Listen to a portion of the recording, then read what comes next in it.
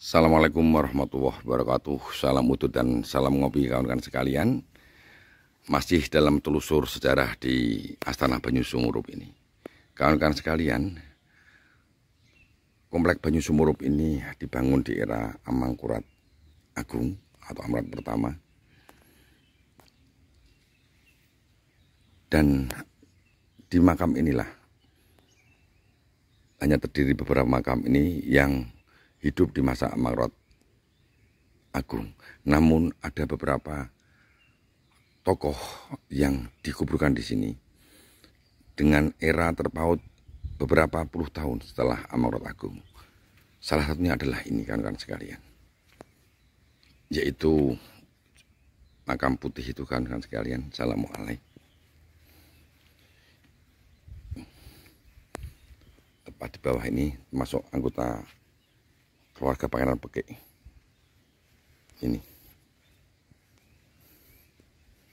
Inilah ya, termasuk keluarga Pangeran Pekik. Kalau kita urutkan adalah keluarga Pangeran Pekik memiliki nasab juga dengan Pangeran Pekik. Beliau adalah Raden Ayu Lembah. Raden Ayu Lembah juga dimakamkan di sini dan dianggap salah satu yang membangkang dengan keluarga kerajaan, internal kerajaan. Beliau adalah putri dari Pangeran Puker yang nanti bergelar Pakubuwono pertama. Beliau Raden Ayu Lembah ini adalah istri dari Amangkurat ketiga atau Raden Sutikna atau dikenal dengan Sunan Kencet. Bagaimana ceritanya, Om nanti akan tuturkan secara singkat juga di sini. Assalamualaikum warahmatullahi wabarakatuh. Salam utuh dan salam ngopi, salam sejarah kawan-kawan sekalian. Kembali bersama Om dalam telusur dan tutur sejarah. Dan kali ini Om masih berada di Komplek Makam Banyu Sumurup kawan-kawan sekalian. Dan ini kawan-kawan sekalian, Om dengan penuh rasa hormat samping sebuah makam. Di sisi kanan dari makam Pangeran Pekik, ini adalah keluarga Pangeran Pekik dan ini adalah pengikut-pengikut Pangeran Pekik yang ikut dihilangkan di era Amangkurat Agung, kawan-kawan sekalian. Dan di antara keluarga ini ada makam sendiri. Ini menurut juru kunci, makam ini adalah makam Raden Ayu Lembah. Raden Ayu Lembah, seperti yang Bob sampaikan, bahwa makam ini, komplek ini dimakamkan tokoh-tokoh tidak hanya dalam satu periode sejarah, tapi ada beberapa periode sejarah Mataram.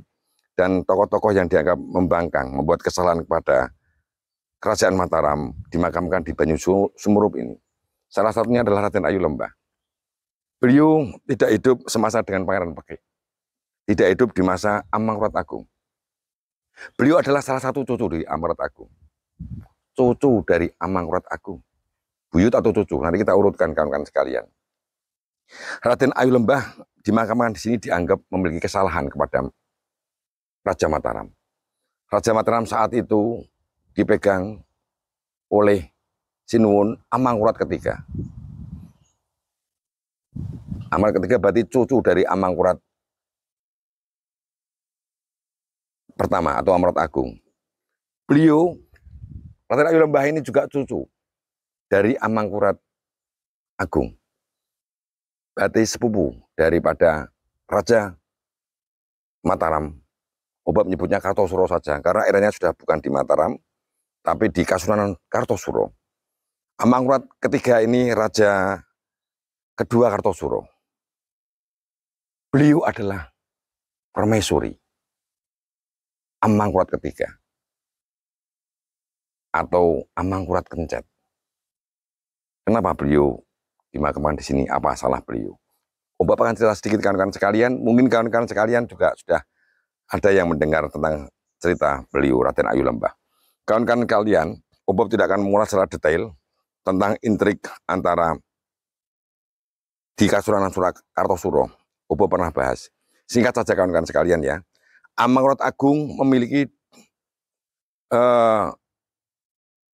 dua orang. Amangkurat Agung ini nanti memiliki putra dua orang.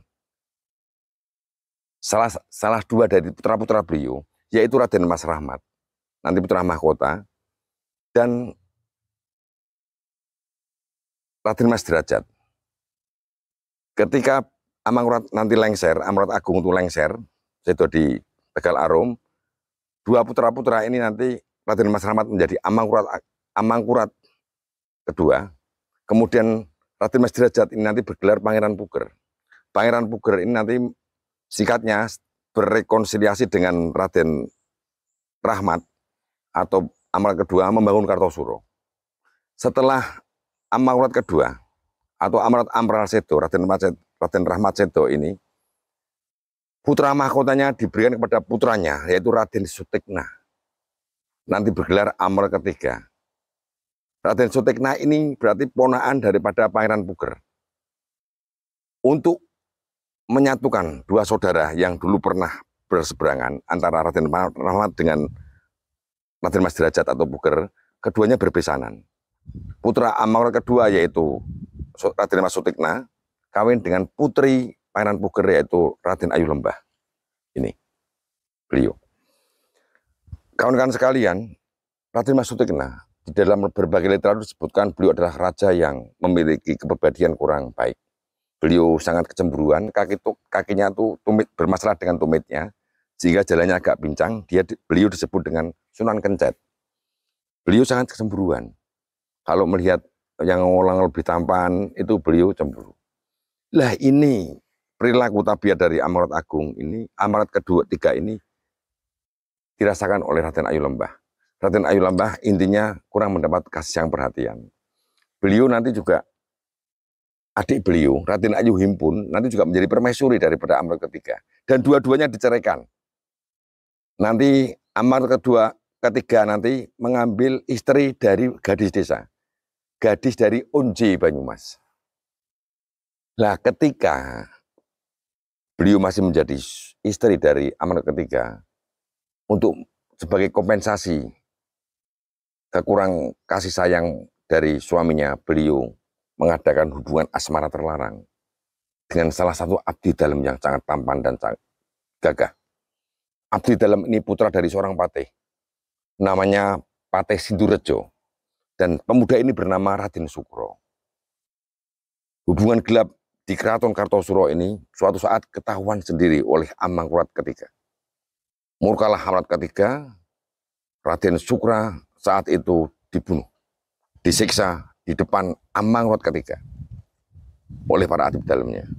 Dan beliau diceraikan, dikembalikan kepada Pangeran Puger, pamannya sendiri, dengan perintah, tunjukkan kesetiaanmu kepada raja.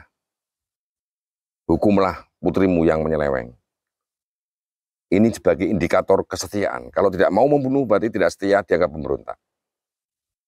Banyak literatur yang menyebutkan beliau meninggal tragis. Ada yang menyebutkan Pangeran Puger sendiri yang membunuh. Ada yang menyebutkan adik-adiknya sendiri yang membunuh. Termasuk Pangeran Suryo. Namun yang benar mana, tapi yang jelas beliau meninggal dunia dihukum. Dan sebagai bentuk hukuman atas pembangkang-pembangkang keraton, beliau dianggap sebagai pembangkang keraton dan dimakamkan di Banyu Sumurup ini atas perintah Amangkurat ketiga. Raden Ayu Lembah, garwo dari Amangkurat ketiga, cucu dari Amangkurat pertama, putri dari Pakubuwono pertama, karena nanti Pangeran Puger bergelar Pakubuwono.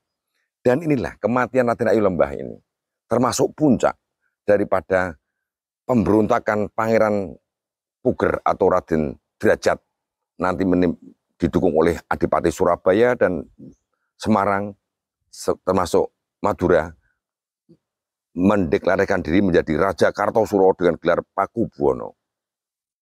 Inilah nanti meletus perang suksesi Jawa pertama. Ini dimulainya dari itu, kan sekalian. Ini Raden Ayu Lembah termasuk pemicu naiknya ayah beliau, Pakubuwono pertama. Ya, kita ulang lagi, beliau adalah putri dari Pakubuwono pertama, garwo dari Amangkurat ketiga atau Sunan Kencet, dan cucu dari Amangkurat Agung, buyut daripada Sultan Agung. Kalau beliau adalah cucu dari Amangkurat pertama, ya mesti punya hubungan darah dengan Pangeran Puger, walaupun dengan istri nanti yang berbeda. Karena beliau dari garis Puger, karena Pangeran Puger ini garwo Amangkurat Agung dengan istri dari Kajoran. Kalau Raden Rahmat garwo Panembahan Agung dengan putrinya Pangeran Peke. Itu kan sekalian yang dapat Om Bob ceritakan tentang, sampaikan tentang Raden Ayu Lembah, salah satu yang dimakamkan di Banyu Sumurup ini. Semoga beliau istirahat dengan tenang, jembar kuburnya, dan semua Sohibul Makom yang ada di Banyu Sumurup mendapat rahmat dan maghfirah dari Allah Subhanahu wa taala. Itu doa Om Bob. Salam wujud, salam ngopi. Assalamualaikum warahmatullahi wabarakatuh.